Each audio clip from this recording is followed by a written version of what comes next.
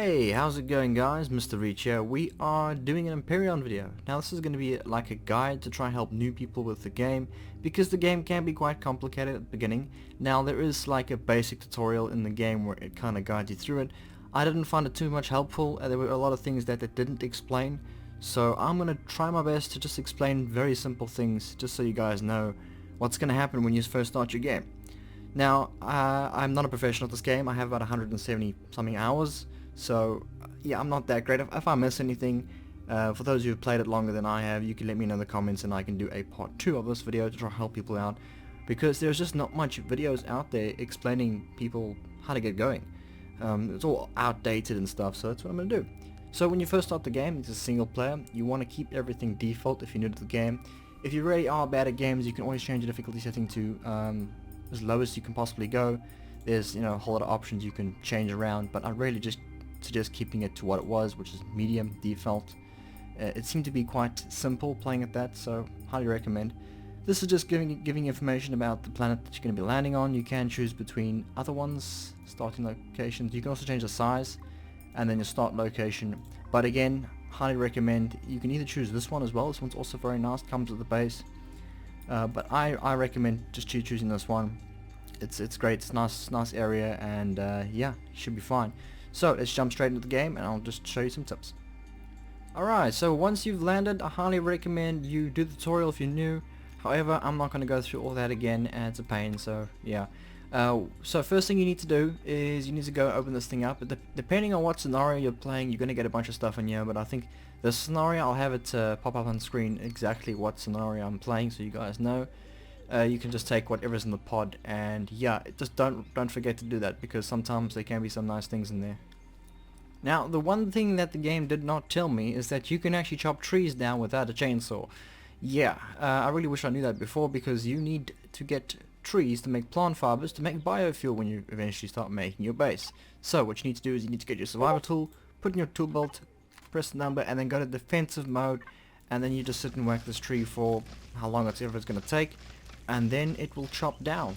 The game doesn't tell you that, and I wish I knew that sooner. Let's just chop this tree down, just to show you guys it actually works. It's a big tree, so it's going to take longer, and there you go. You get the wood, you get 5 wood and some XP. Now if you chopped it down with a chainsaw, I do believe that the tree just drops the wood on the floor and you pick it up from there. Highly recommend using this instead of the chainsaw. Much better. Another very helpful tip, which will come in handy very much later on, is these things, these silicon ores. Now these things, we battled for so long to find these things, but it turns out they actually are very close to the water for some reason. So there is one over there, and I think this one should be, no, that's a rock. But usually if you follow, yeah, here's another one over here. If you follow the riverbed or the dam bed, whatever it is, you will find a lot of silicon ore along the edges of the water. I found it very helpful, so I'll give that a go. You'll see there's plenty. Check, already found like 4. Great. Now when it comes time to crafting weapons, it's quite important you pick a good one to kill your enemies with. So go to your weapons, and usually I do believe the quest tells you to make a projectile pistol. This thing is absolutely garbage. I highly do not recommend making the pistol. Well, at least for me it didn't go very well. I didn't like it. You probably will have to do it for the quest, so you just go ahead and do it and then throw it away, because it's kind of useless. I recommend either doing the shotgun, or if you go into your tech tree and unlock your, let's just take a look quickly.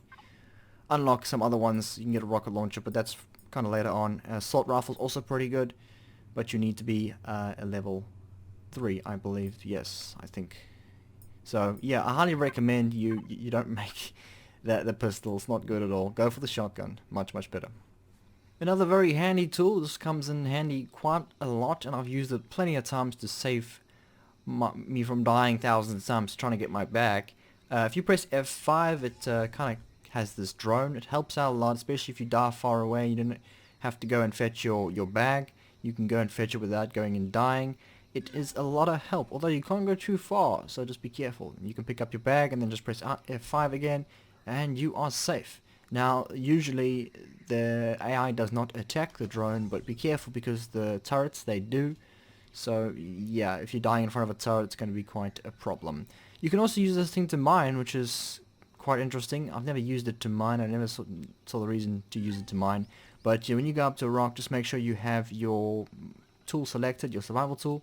Make sure it's under resource, and then you can sit and mine, and you can pick it up right here. A lot of help that, so yeah, I hope that helps you guys. When finding a place to build a base is always a problem, isn't it? So this game has like a height temperature thing, so the higher you go, the colder you're going to be. So let me show you quickly. Now, I don't recommend when you're first starting out to build on mountains. That's exactly what I did. I thought it'd be cool to have a nice view, nice and high up over here, but it sucks because, yeah, the temperature goes down as you go up. That's 14 Celsius, and as you go up more, 13 Celsius, 14, yeah, it just gets worse and worse as you go up. Yeah, that was a mistake we made when we first played, so if you're going to build up here, make sure you are prepared. You can also go and use your portable heater. This thing does help out quite a lot. Keeps you nice and warm. Takes the temperature back to around 24, 25 Celsius. If you walk away from it, you're going to be, yeah, more cold. Another thing you can watch out for these buggers, these guys, yeah, they seem harmless, don't they? But they will knock you in your back when you don't expect it. They are quite dangerous. They've killed me a few times, actually, so just be careful, because sometimes they get upset. There you go, proof. Just be careful of these guys. They're easy to kill, though, so just go and kill them. They got some nice meat on them.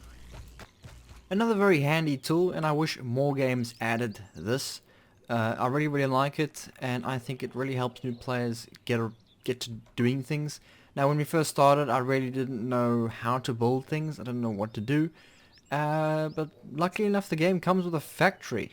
So if you go to the top, to your blueprints, which are there, I do know my mouse isn't showing up. My mouse cursor isn't showing up. I don't know, I'm having some issues with that. I'll fix it in the next video. So if you go to blueprints, there's all your blueprints. You have capital vessels, you have small vessels, and hover vessels. This is great because this builds it for you. All you have to do is collect the resources. So it's not technically cheating. It's just, you know, it's just designing it for you so you don't have to go and do it. So if you pick the one you like, all you have to do is just click on one. Let's just say, for instance, this one. And then go to the bottom right where it says to factory. Click on to factory. And there you have it. It'll add it to the factory. And all you have to do is add your resources in there. Well, that you need ingots, but you get the point. You add your resources that you need. And once it's done, you just start production. And it will count down. It takes about 4 minutes to build this thing. And there you go, it is done. Now if you add too much resources to this, you cannot get the resources out as far as I know, but if you make something else, for instance like that, it would, you know, the resources would go to this as well. So make sure you put the exact amount, or if you're going to build something else later, put more. So yeah, I thought that was a great handy tool. Like I said, I wish more games had that option. Because it's not technically cheating, it's just, you know, making it easier for you. You still have to get the resources. So, yeah. The thing that surprised me most about this game's settings was there was no option to change how long you wanted the nighttime or the daytime to be. And I was really upset about that when I first saw that, but after playing for a while I realized you don't actually need that. Because, now I have turned fly mode on just so I can prove a point here. Your sun works like the real planet, basically. There is the sun line. So if you are closer to the North Pole, you're going to have a much shorter nighttime. If you're down to the bottom, you're going to have pretty much very little daytime. So I thought that was really cool. So let me show you at the top right of my screen. You can see it tells me when the sun's going down. There's another tip for you guys. At the top right, that is not the time. That is going to tell you exactly when the sun is going to go down. There next to the mini-map. So the sun's going to go down in 1:53. So if I go, for instance, if I go towards the sun, you'll see the time go faster. It's because I'm going towards the darkness, you see? I thought that was pretty cool. I got pretty confused when I saw the time. Like, that doesn't make any sense, but it's actually the sun when it's going to go down. If I go this way, then the sun is going to take longer to get me. So basically, if you made yourself a hovercraft, you can have sun all the time if you just went in that direction, really. Just, you know, ring a rosy around the planet. Yeah, so I hope that helps you guys if you want to build a base where you can have sunlight all the time. That's a good spot, you know, North Pole. You do get very long evenings though. I mean, it looks like the sun's going down constantly. But I hope that helps. Okay, so once you've found a good spot to place your base, I'm going to show you two things just to make sure you know what's going on. Now, usually I didn't really like all the grass to build my base, so if you're playing on single player, now the tents can be used to make the night times go faster. So when the night time comes, you can take a sleep in the tent. You'll see you can only sleep at night, but you can hold shift and pick it up, and you can use the tent to actually remove the grass, so you can just build in a better area. I don't know, I like to remove the grass, at least I can see what I'm doing. It's a very small tip, but it helps, you know, at least you can sort of see what's going on. Anyway, so once you've got a nice sort of cleared area out, now the difference between a base starter and a core. You can see if I hold down the base starter, it's basically the same as, you know, this thing, which is a core, you can't see. The base starter is for your base. So when you place this down, make sure you are prepared to get it up and going very soon, because as soon as you place this down, I do believe the Xerax will attack you. So once it's placed, you can see at the bottom left it went minus Xerax, because I think I'm building in a Xerax territory. I'm not too sure, my map has gone funny. So as soon as you place this down, you press P, and then you go to statistics at the top, and you will see the next attack doesn't show up right now, but they will attack, so you need to be prepared when they do. It does say the attack difficulty, so make sure you're prepared. Build your base, get it up and going. So now the difference between a base starter and a core is when they come attack your base and they break this core, basically they take it over, you would have to go and I think they break the core and place a new core, which you can just make a core. You don't make a base starter to take over the base again, and then your base is yours again. But again, make sure you are prepared, because when they come, and they don't like you. So make sure you are ready. You need turrets to protect your base. I don't think you can make them in here. You need a small constructor, I think. Let's just see. So you can't actually make them in here. So you'll need to make a bigger constructor in the tech tree in your base. Hope that helped. So you have your base down, everything is ready to go, and you're ready to leave your planet to go into space, to travel to different planets, and you don't really know what to go for, a capital vessel or a small vessel. Now a small vessel is the one that, let me just show you now, go to library. These are small vessels. These can't travel further than, I think it's 15 AU, if that's how you say it. Yeah, it's 15 AU. They can't go too far into space. They can go to neighboring planets. They can't go any further than that. You will need a capital vessel in order to travel the entire, you know, solar system. So make sure you sort of know what you want to go for if you don't want to travel too far in space, and go for one of these small ones. But be careful, not all of these small ones have warp drives. So make sure they got warp drives. For instance, if you're going to select, let's just see now quickly, that one for instance, which is the prefab tier 4A, that one has a warp drive in it, which means you'll be able to warp to other planets. These things come with small warp drives, not big warp drives. The capital vessels have the big warp drives. We made this mistake when we first started playing. We made this vessel and we were like, okay, we're ready to travel to space and do things, but you know, we didn't really know that this thing couldn't go further than, what, 4 planets that were in the area. So we were stuck between the 4 planets. But if you don't have the resources to build a capital vessel, this is a great way to go to neighboring planets to get some more resources, so you can make your capital vessel. There is a big difference in resources, so capital vessel is extremely expensive. Well, I wouldn't say that one. This one is actually really reasonable. So yeah, I don't know, you guys can pick what you want to do. So this is my last tip for you guys. Again, I'm not a pro at this game. I don't know too many things, and I didn't want to do too many tips in a video, because the more information you give, the more mistakes you could make. So that is why I'm leaving it up to you guys in the comments to give me more information about the game. Let me know what I should make tutorials about. What do people need? That is up to you guys. So this tip for you guys would be about the deposits on a planet. Now these are scattered around the planet. Now what confused me is if you look to the right where it says resources, it tells you how many of each. So if you hold your mouse over the one, it'll say iron, the other silicon, and then the other is copper, and we have promethium and gold. Again, my mouse cursor isn't showing, so I do apologize.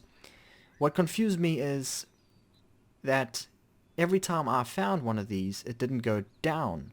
I thought when you found one, the number would go down, or when you collected, the number would go down, but that's not how it works. How it works is when you find it, it would tick it off. So I have found 2 in the planet so far, which is the one down there and the one up here. Once you find all of them and you mine one to the max and you finished it, it would go down. So it'll say 12 out of 12 when you found all of them, and when you go and mine one, it'll be 11 out of 12. So if you found all of them and it's 0 out of 12, it means they are mined, and that's pretty much it. It's finished. It doesn't come back. The server that you're on, or the single player game that you're playing on, as far as I know, resources don't respawn, including trees, so be careful on how you, I don't know, look after your planet. Don't abuse it, because stuff doesn't grow back except for vegetables and things that actually grows. But trees and ore deposits and nodes, I think they don't respawn. You guys can correct me in the comments. But yeah, that's how that works. In order to find these, you will need in your inventory a ore scanner and a detector. Now, ore scanner lets you see them underground when you get near one, although I have experienced where you can't, which is strange. You guys can let me know in the comments, but yeah, you need these in your inventory to detect one, and if you're building a small vessel, you need a detector on the small vessel to find those ore deposits. So, I hope that tutorial video helped you. I did like a top 10 or so. I really hope it did. I am sorry if I made any mistakes. You guys can correct me in the comments. If you're new to my channel, hit the subscribe button, hit the like button, and expect a lot more Empyrion content, as well as my other content that I do on my channel, which is 7 Days to Die, and a few other survival games. So, I'll check you in the next one. Bye bye, and have a great day.